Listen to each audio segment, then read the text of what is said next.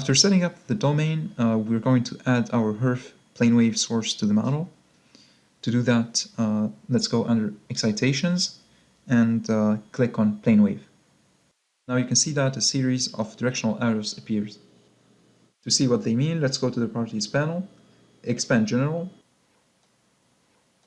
and select Show Names.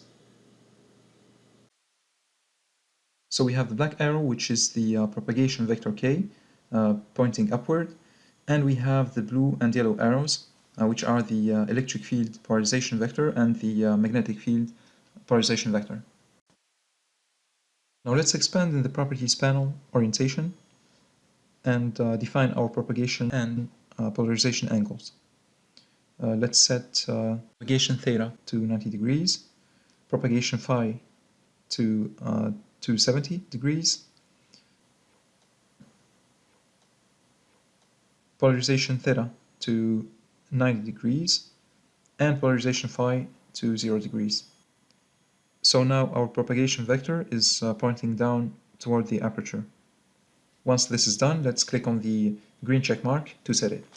Here in the simulation tree, we can see this plane wave under sources, and this is associated with a Gaussian pulse. This Gaussian is automatically set by the software to match the lowest and highest frequencies. So if we open it and select FFT, we'll see that the signal is located between the lowest and highest frequencies of interest.